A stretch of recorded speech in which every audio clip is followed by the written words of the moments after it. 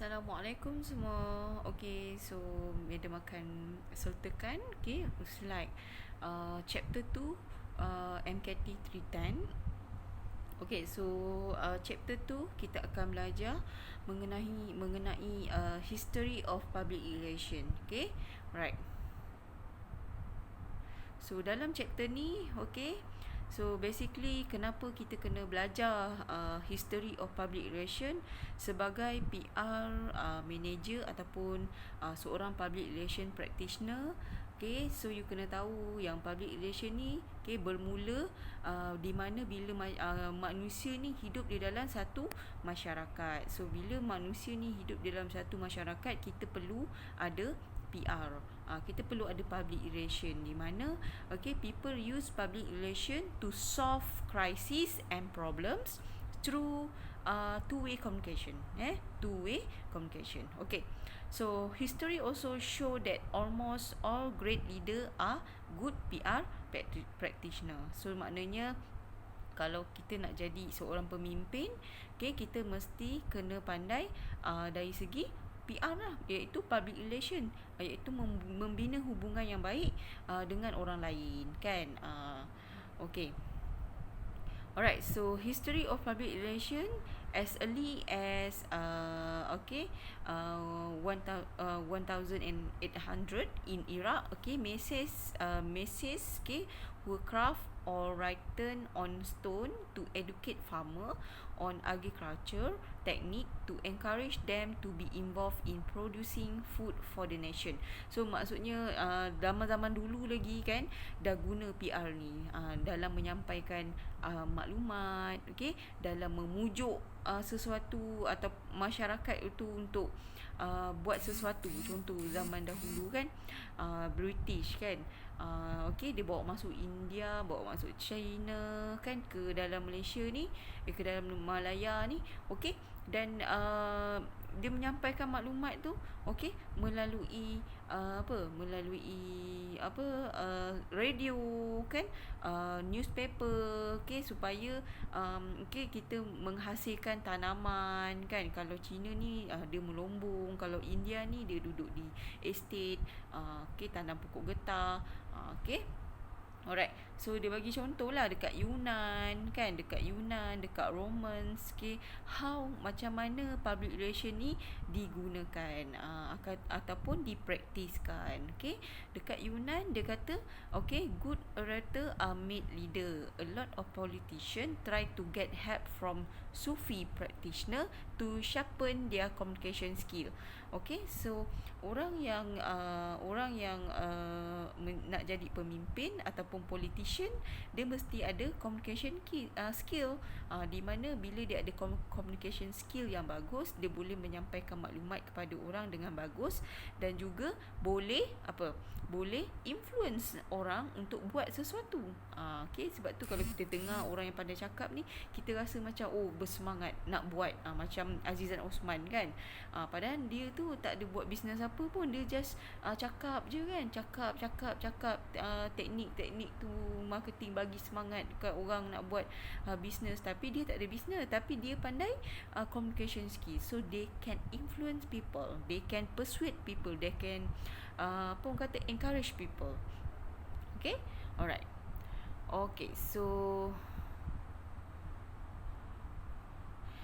So important of examining the history and development of PR. Kenapa you nak kena belajar PR kan? Kenapa you nak kena belajar PR? So PR practitioner can understand the profession and demand of being a practitioner better. So bila you memahami PR, you can understand the profession of being a good PR practitioner.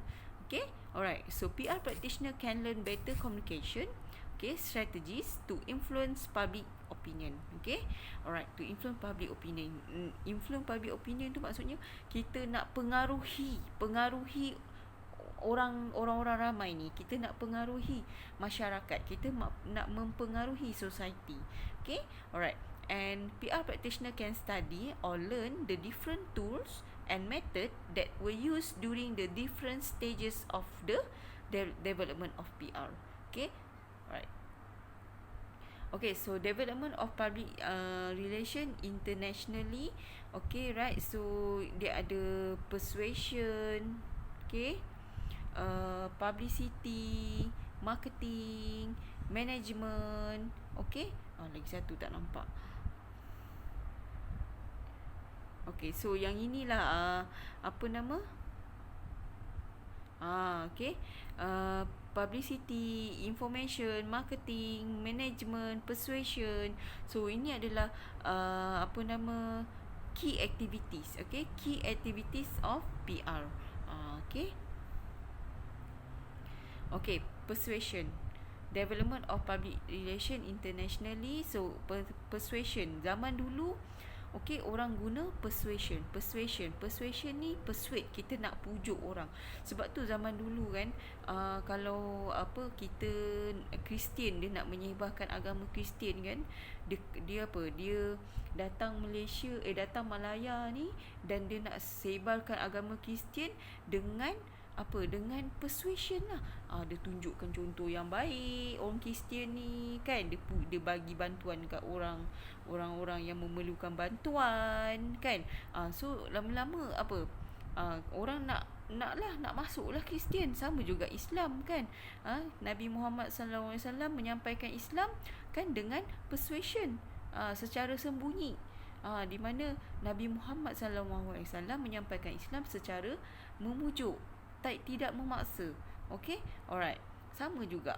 Okay, the Greek and Roman used public speech to win support for their policy using rhetoric to persuade others. Maksudnya zaman dulu kan, kita banyak sangat poem kan, pantun lah, sajak lah kan, hikayat lah kan. Semua tu digunakan untuk persuade people ataupun persuade others. Right? Okay, number 2 is publicity. Okay, publicity, American public relation use publicity and promotion for commercial reason, fundraising, or building personality.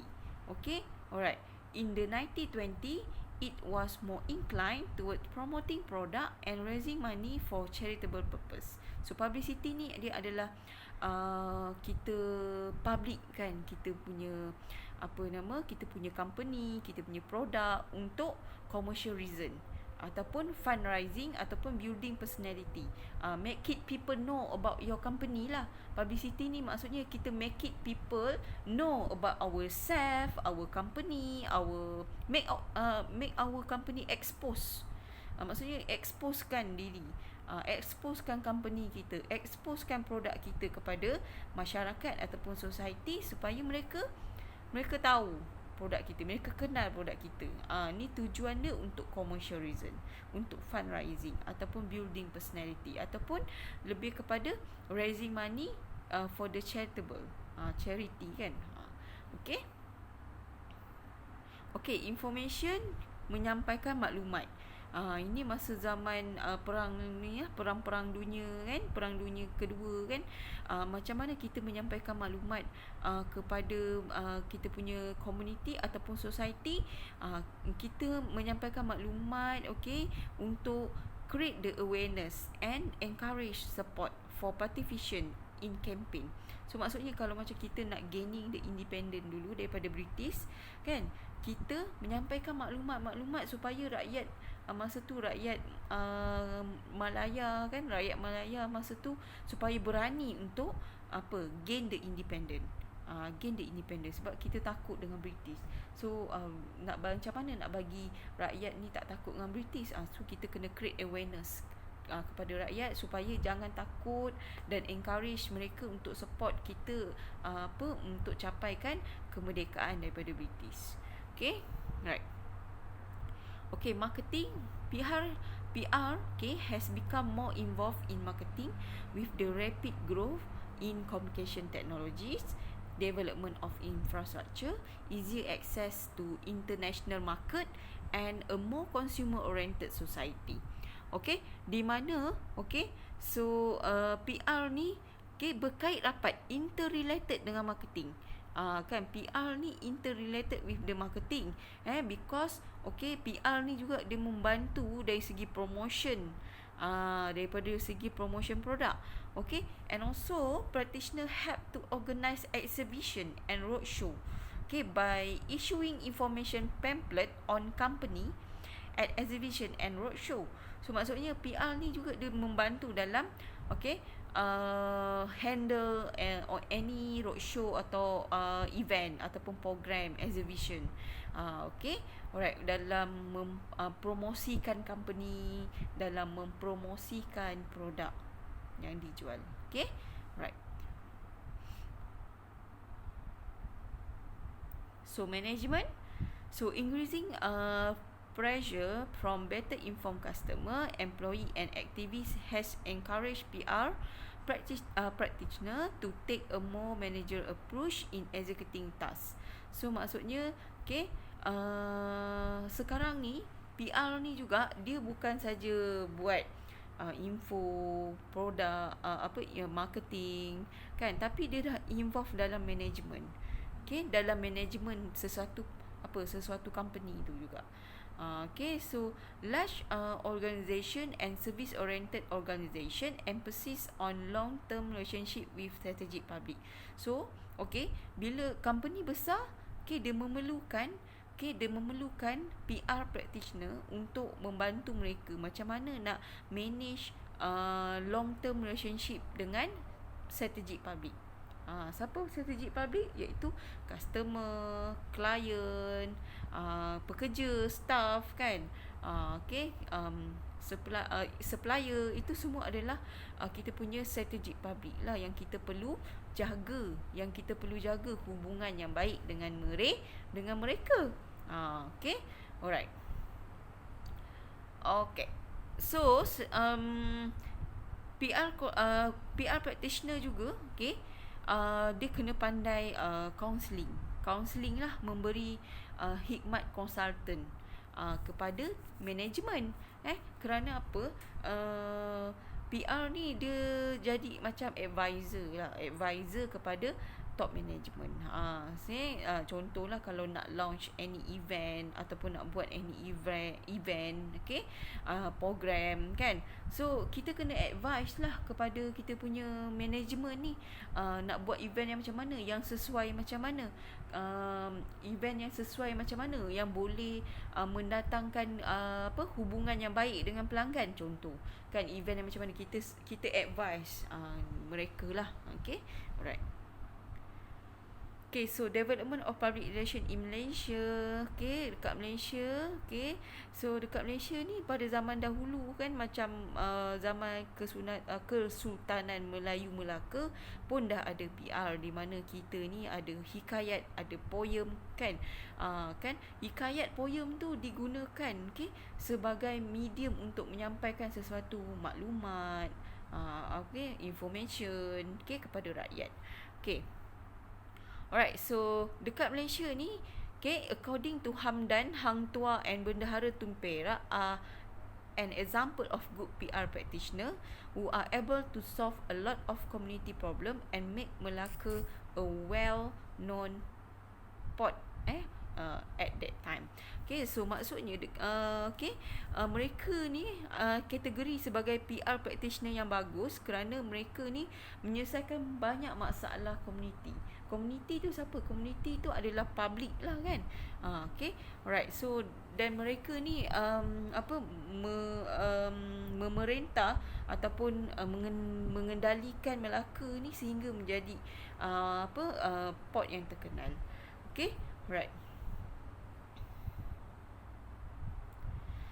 So PR development, PR development World War II anti-independent.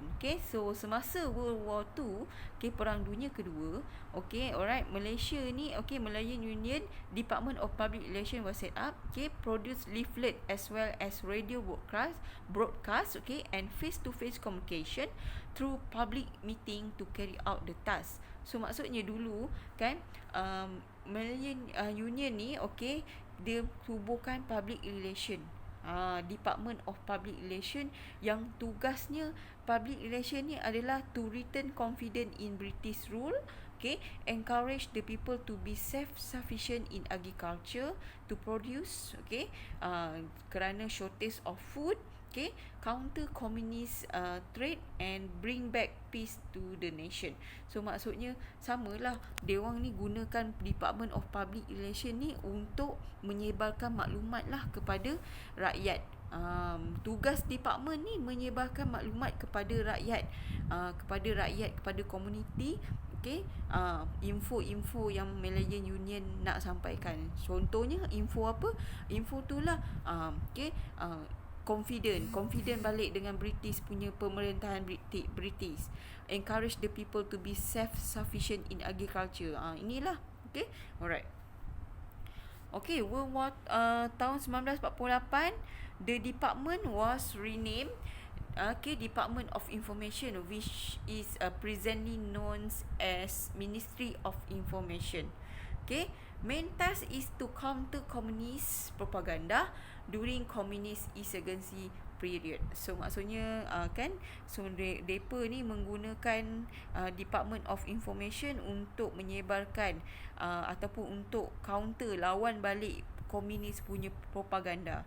Okay, alright. So itulah kita tengok kan, maknanya kalau you all baca balik history ni, okay, belajar balik history ni, so PR ni, public relation ni telah digunakan sejak dari dulu lagi. Okay, cuma dia berubah mengikut arus kemodenan ataupun arus zaman lah. Okay, alright. Okay, so this is a public relation development after independence. Okay, after independence. So after independence, setelah kita mencapai kemerdekaan, the main function of Malaysian government public relation, okay, apa dia? To run nation building campaign. Okay, di mana after independent kita dah tahu kan, negara kita ni dah ada 3 bangsa masa tu kan, disebabkan British telah masuk membawa masuk Indians and Chinese. So takkan kita nak hantar balik kan time tu. So kita telah membenarkan Indian and Chinese okay, sebagai rakyat Malaya lah masa tu kan. So itu adalah itu telah mendapat kesukaran lah, di mana zaman dulu kita nak bina kesatuan kaum, kan, kesatuan maksudnya 3 kaum duduk dalam satu negara ni kan. So kita gunakan government public relation ni untuk sampaikan information, maklumat kan, ataupun mesej-mesej berkenaan dengan nation building campaign. Kan, nation building campaign. Kan, right? Okay, nombor 2, to conduct the press relation work, okay, to aid in government effort to build democratic nation. Okay, nombor 3, to disseminate information about government policy. Yelah, betul lah kan. So kita bila government dia nak ada implement polisi baru, okay, so tugas government public relation ni, tugas Department of Public Relation ni, dia menyebarkanlah maklumat berkenaan government policy. Dan juga bila kita dah sebarkan maklumat berkenaan dengan government policy, kita harapkan Department of Public Relation juga promote the good acceptance, penerimaan masyarakat dan rakyat berkenaan dengan polisi yang akan dilaksanakan. Okay. Dan nombor 5, to monitor feedback from the general public on government policy. So contohlah macam government nak implement cukai, for example GST kan. So they need to educate rakyat, okay, berkenaan dengan cukai tersebut, GST kan. So after that, bila you punya rakyat dah tahu dah, oh GST macam ni kan, dia dah faham dah apa itu GST. So bila dia dah faham, dah faham, dia menerima kan. So kita boleh menyebarkan dekat TV, dekat radio, dekat billboard, pergi ke university, pergi ke college, pergi ke department company kan, bagi talk mengenai GST kan. So bila maklumat tu ataupun knowledge berkenaan dengan GST tu diorang dah faham, so jadi penerimaan mereka lebih mudah. Okay, alright. So itulah after independent. So public relation in private sector. Okay, public relation in private sector. Okay, so public relation in private sector ni, okay, dia about, okay, today there are about 40 local and foreign based PR agency in Malaysia. So maksudnya, okay, ada company luar yang offer service PR ni, PR agency. Okay, alright.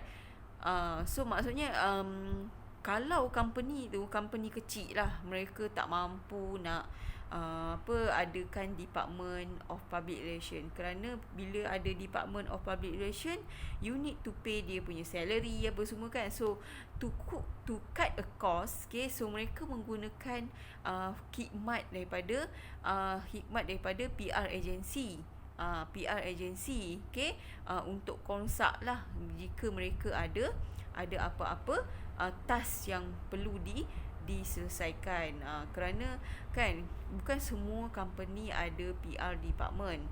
Kalau large company, okay, kebanyakan mereka ada sendiri PR department. Tapi kalau company yang industri kecil dan sederhana, company yang micro kan, yang small company, they biasanya mereka tiada PR, diorang hanya ada marketing department. So biasanya kalau mereka perlukan PR consultant, they can seek services from the PR consultancy. Alright, so for example macam media relation, event promotion and product launch. Okay, okay. Alright, so this is a corporate okay, public relation department, corporate public relation department. Okay, multinational company set up their own in-house PR department. So yang ni macam Madam cakap, so kebanyakan company yang besar, multinational company, they have their own in-house PR department. Okay, so corporate PR department focus mainly on gaining acceptance of their organisation in their community, okay, in which they operate, and in assisting in increasing employee productivity. So maksudnya so PR department ni dia tolonglah company tu untuk build, okay, a good relationship dengan dia punya community ataupun strategic public, dan juga okay, increasing the employee productivity. Okay, alright. Okay, so corporate PR department support various government nation building effort, okay, especially in sport and education. They also provide scholarship and donate to welfare project. Okay, so corporate PR department ni, okay, so they have to build a good relationship lah dengan community kan. So biasanya mereka akan invest lah sikit duit to provide a scholarship and donate program-program kebajikan, okay, kerana community ni adalah public yang mereka perlu jaga dan bina hubungan yang baik. Okay, alright. So IPRM is in Malaysia, okay, Institute of Public Relations Malaysia, okay, set up in 1962. Alright, so government information officer made up most of the members. So maksudnya member IPRM ni kebanyakan datang daripada government, okay, aim to upgrade public relation practice in Malaysia. Okay, so kebanyakan, okay, IPRM ni juga, okay, dia menetapkan certain code of conduct yang ataupun etikah yang perlu di follow lah, perlu diikuti oleh public relation practitioner. Okay, alright. So there are about 600 practitioner in the government and private sector, dan hanya 500 yang berdaftar sebagai member of IPRM. Okay. Alright, so this is model of public relation. Okay, so number 1 we have press agentry model. Number 2 public information model. 3 is a two-way asymmetrical model, and number 4 is symmetrical model. So kita ada 1 direction, 2 purpose. Okay. Okay, so direction. Okay. Okay, this is a direction. Okay, direction ni dia use one way or two way communication. Okay, kalau one way ni, okay, dia hanya untuk disseminate information. Macam one way lah. One way ni kita hanya macam government dengan rakyat. Kadang-kadang government menggunakan one way communication, di mana dia hanya untuk menyampaikan maklumat kepada rakyat, kan? Okay, two way communication ni kita sampaikan maklumat dan juga kita nak tukar maklumat, kan, tukar maklumat sekiranya apa maklumat yang kita perlukan daripada kita punya public tu, kita nak juga maklumat mereka. Okay, so one way biasanya menyampaikan sahaja maklumat, tapi two way ni dia sampaikan dan juga dia nak exchange information. Okay, right. Okay, so model of public relation purpose. Okay, purpose dia ada 2, asymmetrical dengan symmetrical. Asymmetrical ni communication emphasize on changing the public, not the organisation. So maksudnya asymmetrical, okay, kita menyampaikan maklumat, dan kita nak bila kita sampaikan maklumat kepada kita punya public tu, kita nak public tu berubah. Setelah mendapat maklumat tu, mereka kena berubah. Terima apa yang government nak buat. Contohlah government, kan, dia nak buat dia nak lancarkan GST, dia nak kenakan cukai kepada rakyat. So dia bagi maklumat, okay, one way, okay, bagi maklumat, dan dia asymmetrical di mana dia nak rakyat berubah menerima kehadiran cukai tersebut. Contoh. So maksudnya changing the public but not the organisation. Okay? Okay, tapi kalau symmetrical is to adjust the relationship between the organisation and the public. So symmetrical ni dia lebih kepada win-win situation, di mana okay, dia menyampaikan maklumat dan kita pun dapat exchange maklumat dan berdasarkan apa yang maklumat yang kita sampaikan, okay, info yang kita sampaikan boleh mengubah hubungan ataupun improve hubungan di antara public dengan company tersebut. Contoh. Okay, alright, faham asymmetrical and symmetrical. Okay, so kita tengok. Okay, press agentry model. Okay, press agentry model dikenali juga sebagai publicity. Okay, so aim to publicize the organisation, its product and services in any way possible. So maksudnya press agentry model ni publicity, kita just nak publicize kita punya organisation, produk ataupun servis. Kita nak make it exposed to the people lah, exposed to the public, exposed to the community about our organisation, about our product, about our services. Okay, alright. So involve one-way communication, dedicate to help the organisation control the public that affect it.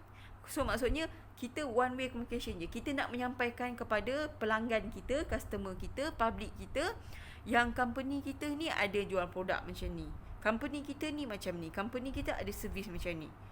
Okay, alright. Organisation does not reveal complete information in an attempt to control ataupun dominate the environment. So maksudnya kita tak reveal information yang apa orang kata, yang detail lah, ataupun kan, yang complete.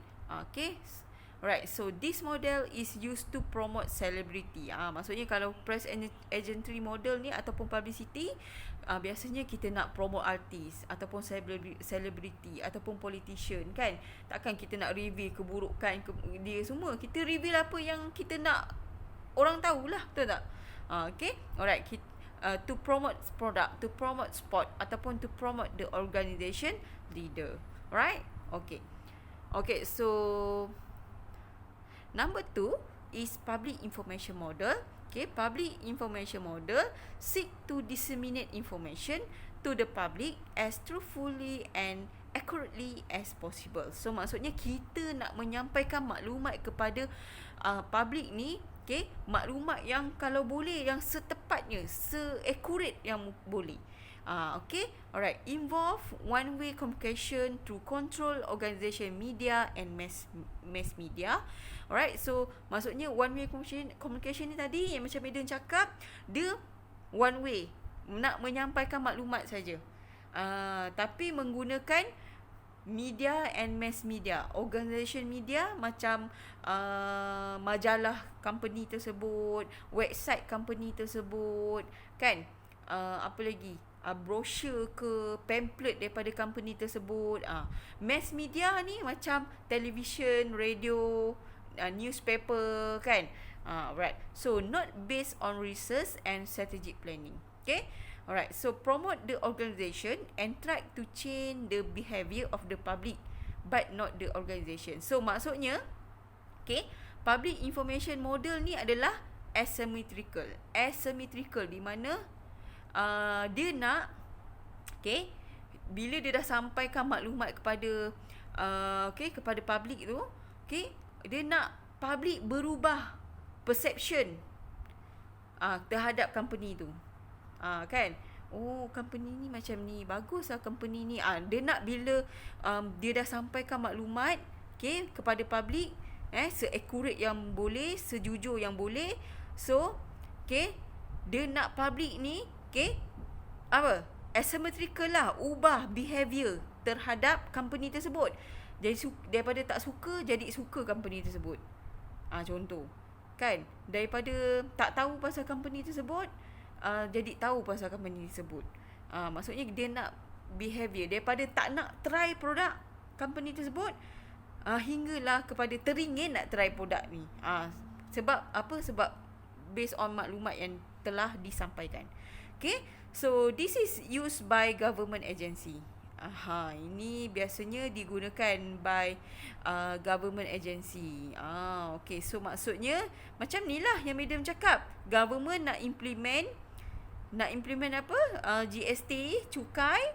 Okay, dia bagi maklumat yang secukupnya, se-accurate yang boleh kepada rakyat. Okay, so dengan harapan rakyat ni asymmetrical, di mana mengubah dia punya diri lah, kena terima lah GST tu. Dah tahu kan pasal GST, kebaikan GST. Okay, so kena terima. Oh, okay, bagus lah GST ni. Okay, okay lah, lancarkan je lah GST ni, gunakan GST, bagus. Okay, so government agency or non-profit organisation ataupun association.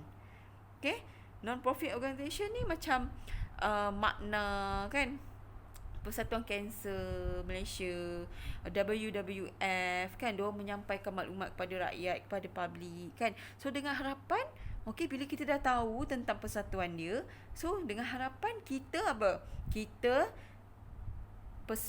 persuade lah, maksudnya kita persuade untuk, okay, untuk derma, contribute, sumbangan kepada mereka. Contoh, okay, alright. Okay, this one is two-way asymmetrical. Ni mana dia cakap ni, two-way asymmetrical. Two-way asymmetrical ni, ingat, two-way ni menyampaikan maklumat dan tukar maklumat, dan saling bertukar maklumat, kan? Okay, asymmetrical, okay, di mana kita nak, okay, kita nak orang ubah perception ataupun behaviour. Okay, alright. So use theory of persuasion to develop messages that are likely to persuade Okay, to persuade public to behave as the organisation wants. Okay, so maksudnya, okay, two-way asymmetrical ni digunakan, okay, develop a message, kita sampaikan maklumat, okay, dan kita nak, okay, public tu berubah mengikut apa yang company tu nak. Kan? Okay, so maksudnya kita nak dia berubah. Tapi two-way communication di mana, okay, dia bertukar maklumat, emphasize dialogue, require the public to make necessary change. Okay, can be used effectively when there is little conflict with the public. So kalau company tu ada nama yang baik dengan public, okay, good relationship dengan public, so dia boleh guna two-way asymmetrical model ni. Okay, alright.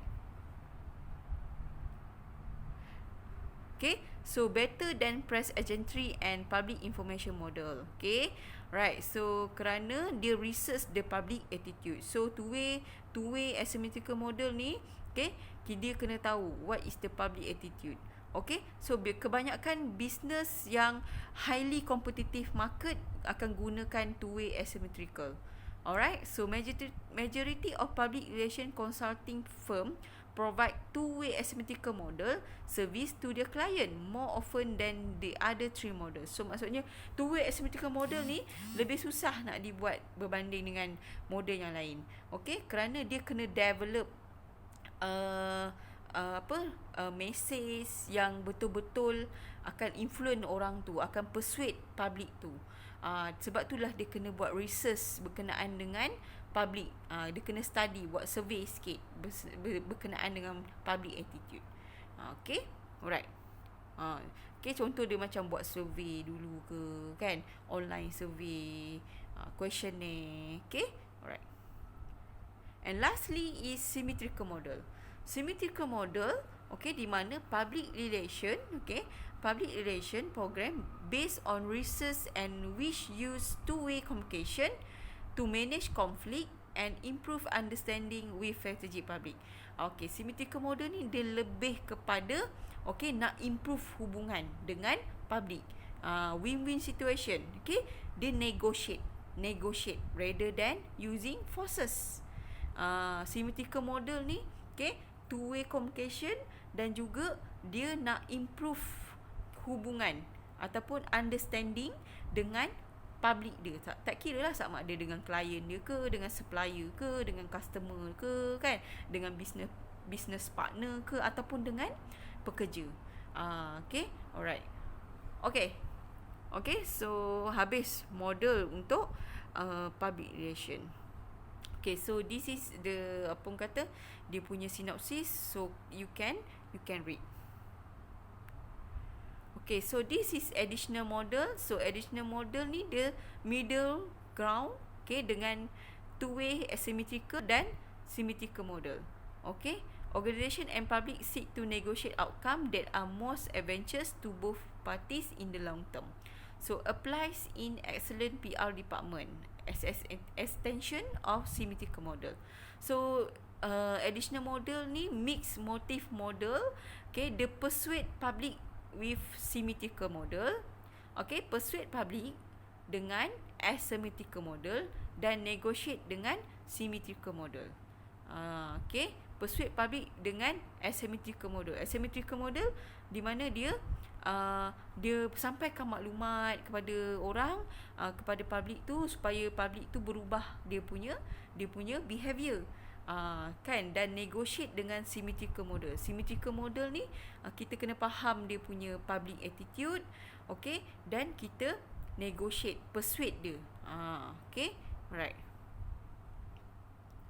This one is personal influence model. Okay, C. Ramesh 1992, dia kata practitioner use interpersonal communication to build personal and long-term relationship, okay, with key individual of the organisation strategic public. For example, macam media, government, political body ataupun aktivis. Okay, so untuk ini kita gunakan interpersonal communication. So use one-way communication and its purpose is predominantly synchronic ataupun asymmetrical.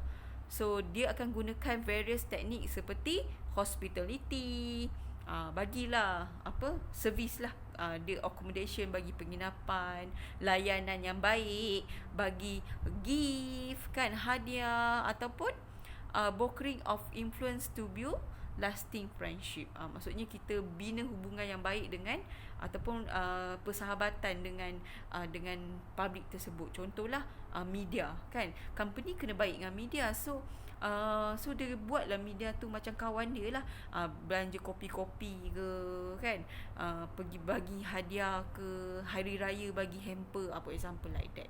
Okay, alright. Okay, so habislah chapter 2. Alright, so if any topic yang you confuse, you can directly to consult with me. Okay, PM saja.